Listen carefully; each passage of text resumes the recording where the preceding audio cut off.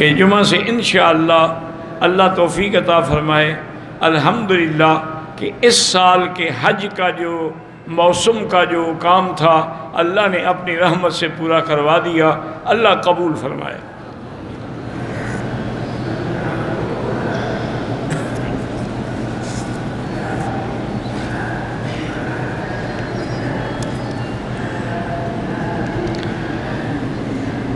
ایک اور نے لکھا ہے کہ میں نے بھول کر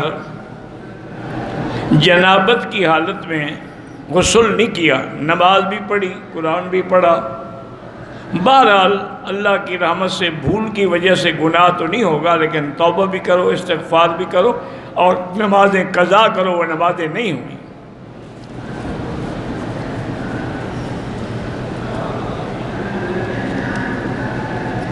جنازے کے بعد ہمارے ملک میں ایک رواج ہے کہ صفیں توڑ دیتی ہیں اور پھر کھڑے ہو کے دعائیں مانگتے ہیں، وہ خالص بدعت ہے۔ اصل جو سنت ہے دعا وہی جنازے والی وہ دعا ہی تو ہے، اللہم اغفر لحینا ومیتنا وشاہدنا وغائبنا۔ تو ان بدعتی لوگوں کو اگر حضور کی دعا پہ اعتبار نہیں، ہمیں ان جھوٹے مولویوں کی دعا پر بھی کوئی اعتبار نہیں۔ بھئی حضور نے جو دعا مانگی اسے تم اچھی مانگ لو گے۔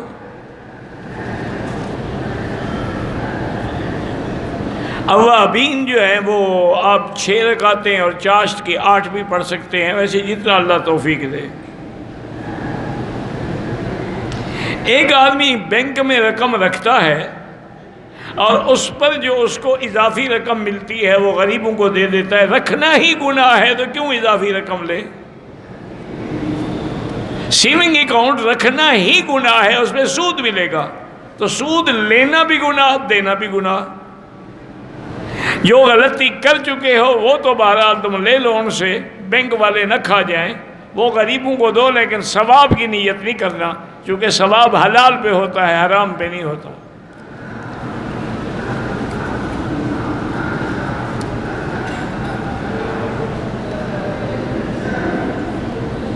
کہتے ہیں جی کہ کوئی مفتی اگر کسی کو فتویٰ دے تو غلط فتویٰ دے تو اس کا ذمہ دار کون؟ پہلے تم یہ بتاؤ تم نے اس کو مفتی کیسے مان لیا؟ تم جس کو کہو داڑھی رکھ لے وہ مفتی ہو گیا، اور جو صحیح معنوں میں مفتی ہیں مدارس میں بیٹھے وہ غلط فتویٰ دیتے ہی نہیں، یہ تمہاری غلطی ہے کہ تم نے غلط آدمی کو مفتی بنایا ہے، وہ بھی گناہ گار ہے، تم بھی گناہ گار۔ مفتی کوئی چھپے ہوئے ہوتے ہیں؟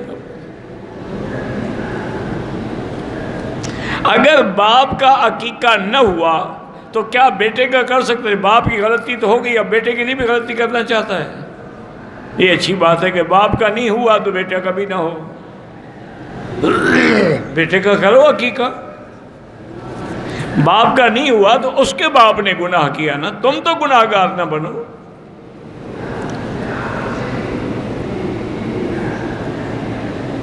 میرا بیٹا بڑا فرما بردار ہے، کبھی کبھی غصے میں اونچا بولتا ہے، بہرحال اس کے لیے لا حول ولا قوت الا باللہ العلی العظیم پڑھ کے دم کیا کرو، انسان ہے غصے میں آ جاتا ہے۔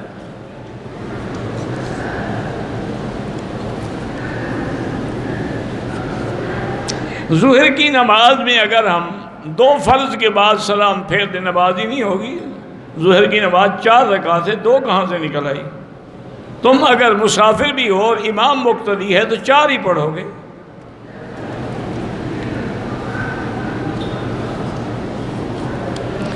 عرق النساء کے بارے میں حضور نے نہیں بتلایا، بات سمجھا بھی کرو خدا کے لیے، خود گھڑ لیتے ہو۔ حضور پاک کو ایک دفعہ کھڑے ہو کے آپ نے پیشاب فرمایا، تو بعض علماء نے یہ لکھا ہے کہ جگہ نہیں تھی بیٹھنے کی، اور بعض نے لکھا ہے کہ حضور کو عرق النساء کی شکایت تھی اس لیے کھڑے ہو کے پیشاب فرمایا کہ اس کا علاج ہے۔ بعض علماء نے لکھا ہے، حضور نے تو نہیں فرمایا۔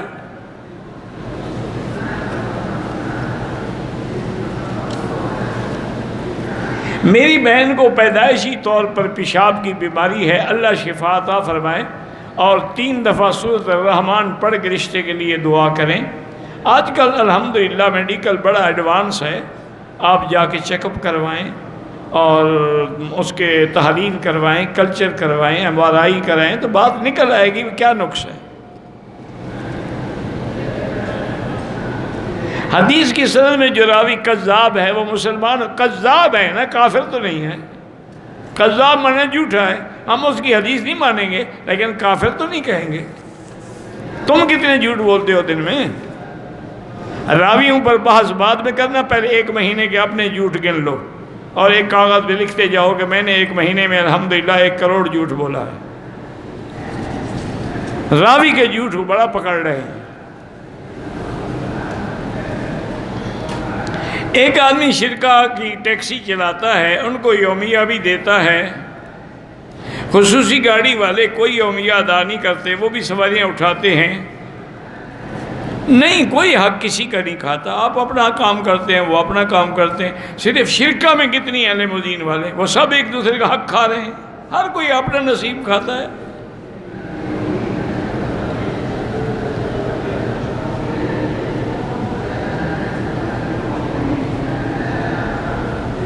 بہرحال ایک لڑکے نے زنا کیا تو زنا کیا، توبہ کریں، باقی اس کی شادی کریں تاکہ آئندہ زنا سے بچے۔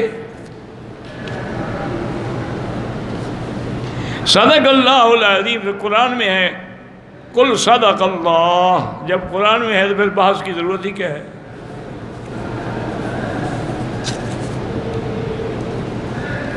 محرم کے نیاز سبیل وغیرہ غلطی سے کھا لی تو استغفار کرو، آئندہ بچو۔ رکوع میں تو کوئی دعائیں نہیں ہوتی، سجود میں بھی نہیں ہوتی، تسبیح ہوتی ہے، سبحان ربی العظیم اور سبحان ربی الاعلی۔ اگر نفلی نماز ہے تو اس میں سجدے میں وہ دعا مانگ سکتے ہو جو حدیث میں ہے، یا مقلب القلوب ثبت قلبی علی دینک، اللہم انی اسألک العفو والعافیہ، رب اعنی علی ذکرک و شکرک و حسن عبادتک۔ میں اپنا گھر بنانے کی کوشش کر رہا ہوں، استغفار زیادہ پڑھو۔ اگر نماز میں تلاوت کر رہے تھے، سورت بھول گئی اور پڑھ لو، کوئی بات نہیں۔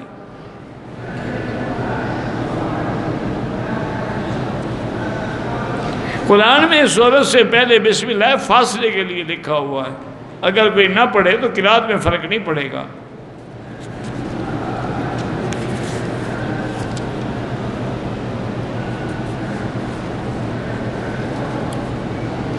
آپ نے فرمایا کہ حضرت حسین کو خلافت کا شوق نہیں تھا، تو حضرت معاویہ سے تو ان کا جھگڑا ہوا ہی نہیں۔ اب تمہارا تو دماغ خراب ہے میرے خیال میں، کوئی پرزہ ڈھیلا ہو گیا ہے۔ حضرت حسین کا حضرت معاویہ سے تو جھگڑا نہیں ہوا، ان سے تو 2-2 لاکھ درہم ہدیہ لیتے رہے، وہ تو یزید سے جھگڑا ہوا۔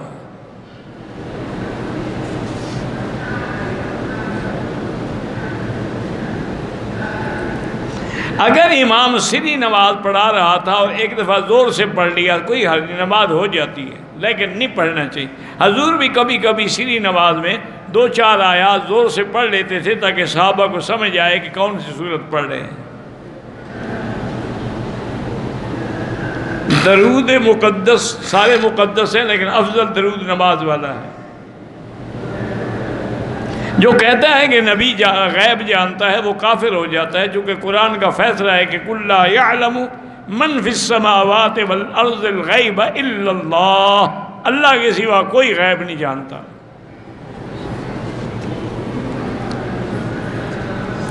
میرے والد پریشان ہیں، اللہ ان کی پریشانیاں دور کرے۔ بہرحال کام میں کامیابی کے لیے درود شریف پڑھا کرو، استغفار پڑھا کرو۔ سلسل بول کا بیمار جو ہے، جب وہ وضو کرے گا صاف ظاہر ہے استنجا بھی کرے گا۔ حضرت ہیجڑے کی امامت جائز نہیں ہے، وہ مخنث ہے، وہ عورت کے حکم میں ہوتا ہے۔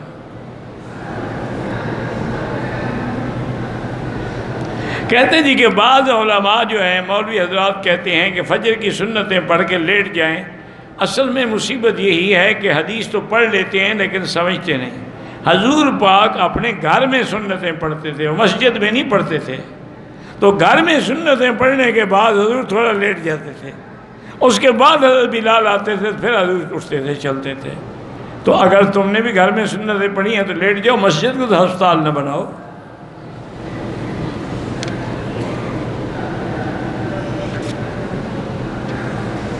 اولاد کو اپنے ماں کی دعا لگتی ہے، اس کی نہیں لگتی تو تمہاری لگتی ہے۔ سب سے بڑی دعا تو ماں باپ کی ہے. گیس کی وجہ سے وضو ٹوٹ جائے، استنجا ضروری نہیں، وضو ضروری ہے. میری شادی ایک ایسی لڑکی سے ہوئی ہے، عالمہ ہے، لیکن دل ہمارے نہیں ملتے، جھگڑا ہوتا رہتا ہے. تو یا لطیف ہو یا ودود ہو پڑھ کے دعا کریں کہ الف بین قلوبنا واصلح ذات بیننا. اصل میں تمہیں بھی شریف عورت مل گئی نا عالمہ، اس لیے جھگڑے ہوتے ہیں نا.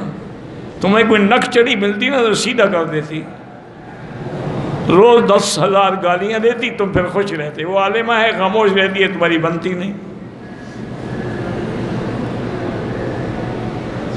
3 بہن بھائی ہیں، والدہ کا انتقال ہو گیا، والد صاحب دوسری شادی کرنا چاہتے ہیں. بہرحال والد کو حق ہے دوسری شادی کر دیں گا، تم کون ہو روکنے والے؟ ان کو ڈر ہے نا کہ جائیداد پھر دوسری رہ جائے گی. ان کو والد کی شادی کا غم نہیں، جائیداد کا غم ہے کہ وہ مکان میں آ کے بیٹھ جائے گی. اس کو شادی کرنے دیں، تمہارے جو مقدر میں ہے وہی ملے گا. ایک آدمی نے مجھے کہا کہ امام ابو حنیفہ کو 17 حدیثیں یاد تھی. چلو شکر ہے، اتنا تو مان لینا کہ 17 یاد تھیں. ہم تو ایک حدیث کا بھی اتنا بڑا مقام سمجھتے ہیں جس کا کوئی حد ہی نہیں ہے. جنہوں نے سب سے پہلے حدیث کی کتاب لکھی ہے اور جس کی سند جو ہے وہ ثلاثی ہے. امام بخاری کی ساری حدیث میں صرف 22 حدیثیں ہیں ثلاثی، لیکن امام صاحب کی ساری روایات ثلاثی ہیں.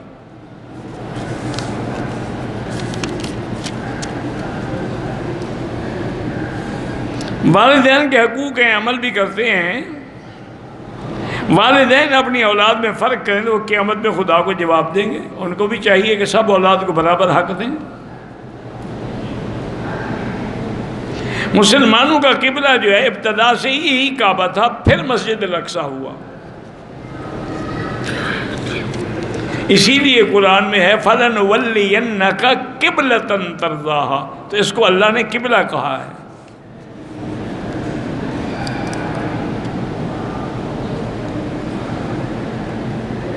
میری بیوی 1 سال سے زیادہ ہو گیا ماں باپ کے گھر گئی ہوئی ہے، طلاق بھی نہیں لینا چاہتی اور سلو بھی نہیں کرنا چاہتی. طلاق کوئی تحفہ ہے کہ وہ قبول کرے؟ طلاق تم نے دینی ہے دے دو، بس بات ختم. لینا نہیں چاہتی کا کیا معنی؟ کوئی اس کو پکڑانا ہے تم نے ہدیہ؟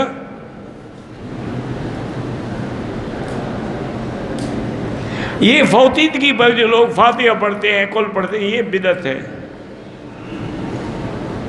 میرے اوپر قرض تھا، تھوڑا تھوڑا کر کے واپس کر رہا ہوں. والدین ضعیف ہیں، واپسی آنے کے لیے کہہ رہے ہیں. بہرحال والدین کی خدمت زیادہ مقدم ہے. ہو سکتا ہے ان کی دعا سے اللہ وہاں ہی آپ کے رزق کا ذریعہ بنا دیں.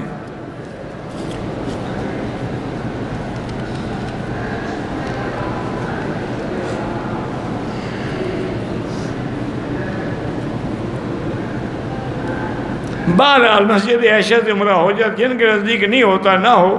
حنفی مسلک میں اور شافعی مسلک میں ہو جاتا ہے. پہلے لوگ دین بناتے تھے، لوگوں کو دین کی طرف لانے کے لیے، اب دین سے نکالنے کے لیے لاتے ہیں. میرے گھر میں پریشانی ہے، استغفار پڑھو اور درود شریف پڑھو.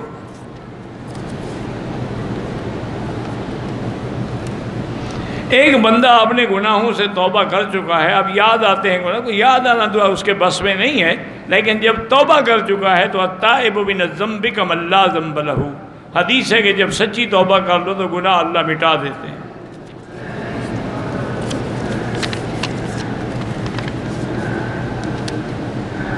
ہر وقت پریشان رہتا ہوں، دل نہیں لگتا. درود شریف زیادہ پڑھو اور استغفار پڑھو. جو لوگ پردیس میں ہیں، بیوی سے زیادہ 6 مہینے سے زیادہ دور نہیں رہنا چاہیے. باقی مجبوری ہے تو الگ بات ہے. وراثت کے حصے کی تقسیم اگر لڑکا ہے اس کو 2 حصے ملیں گے، لڑکی ہے 1 حصہ ملے گا، بیوی ہے تو 8واں حصہ ملے گا.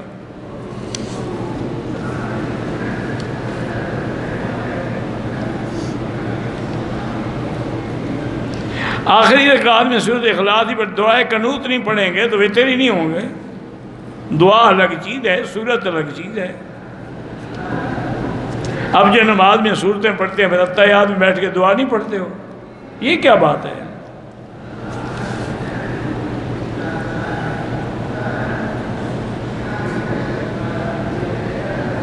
کہتے ہیں کہ ایک شیعہ نے کہا یہ جو ہم گھوڑا نکالتے ہیں یہ حضرت حسین کے گھوڑے کی نسل سے ہے۔ اچھا تو ایک نسل سے یا سارے ملک میں نسل سے ہیں؟ وہ تو ہر جگہ گھوڑا نکالتے ہیں، تو حضرت حسین کے گھوڑا کتنی نسل چھوڑ گیا؟ اور حضرت حسین تو گھوڑے پہ گئے ہی نہیں کربلا، اونٹ نکالا کرو، آپ تو اونٹ پہ گئے تھے، یہ بے وقوف گھوڑا نکالتے ہیں۔ حضرت نے تو گھوڑے کا سفر ہی نہیں کیا، اونٹنی پہ سفر کیا آپ نے۔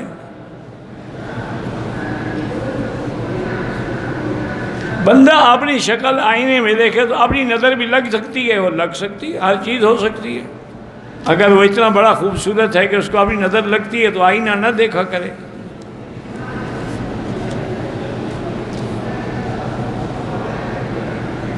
امام عشاء کی 4 رکعت میں پہلی 2 رکعت میں فاتحہ پڑھتے ہیں تو آخری 2 رکعت میں اونچی آواز سے قرات، وہ اونچی آواز سے قرات نہ کرے یا ایسا کرے، پڑھتا تو ہے نا، جب پڑھ رہا ہے تو اس کا پڑھنا ہمارا پڑھنا ہے۔ من کان لہ امام فقراۃ الامام لہ قراۃ۔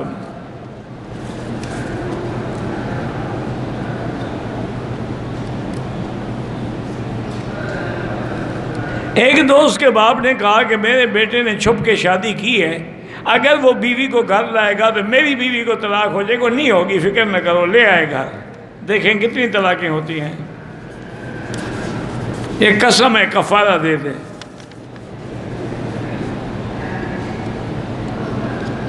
حضرت امام حسین شہید ہو گئے، ساتھی بھی شہید ہو گئے، ان کے جو خیمے تھے وہ کہاں گئے؟ وہ شیعہ کے پاس ہیں نا، یہ نکالتے نہیں ہر سال، یہ بطول ہے اور یہ زین ہے اور یہ گھوڑا ہے اور یہ تازیہ ہے، سارا مال انہی کے پاس ہے نا، چونکہ قاتل یہی ہے نا، قاتل کے گھر سے مال نکلتا ہے نا۔ نماز اشراق سورج نکلنے کے کچھ دیر بعد، 20 منٹ بعد، چاش جو ہے تقریباً 9 بجے، جب سورج پوری طرح گرمی آ جائے، اوابین مغرب کے بعد۔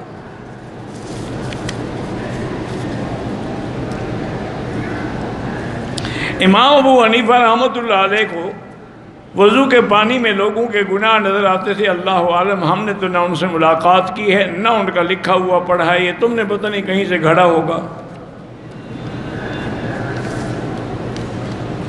نبیذ کہتے ہیں کھجوریں پانی میں ڈال دو، کچھ دیر کے بعد پی لو، یہ نبیذ ہے۔ کھجور ہے، کشمش ہے۔ اگر فجر کی نماز کھڑی ہو گئی ہے، ہم آئے ہیں، تو آپ جماعت میں مل جائیں، سنت نہ پڑھیں، سنت بعد میں پڑھیں۔ عصر کے بعد عمرہ کا طواف کیا، مقام ابراہیم سعی کرنے کے بعد جو 2 رکعت پڑھی جاتی ہیں مغرب کے بعد پڑھیں۔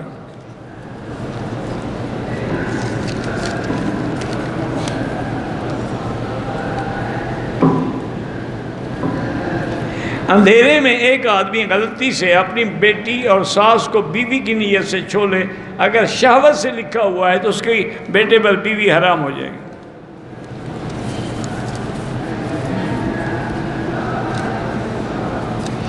میں جبل عمر پہ کام کرتا ہوں، 20 لیٹر پانی لے جا لوگوں کو پلاتا ہوں۔ بالکل ٹھیک کرتے ہو۔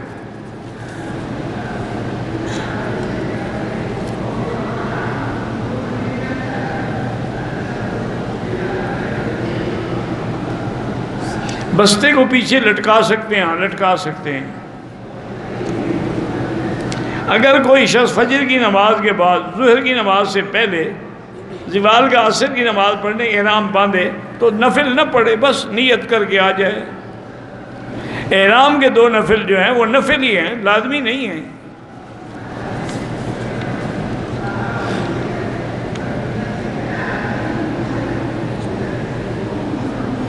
کعبۃ اللہ کی تبدیلی کا حکم حضور کو مدینہ مسجد نبوی میں ملا ہے، مسجد قبلتین میں صحابی نے جا کے خبر دی ہے۔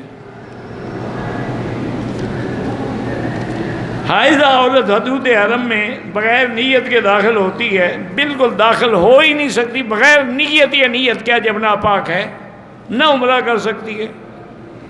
وہ تو اندر ہی نہیں آ سکتی، طواف صفا کیسے کرے گی؟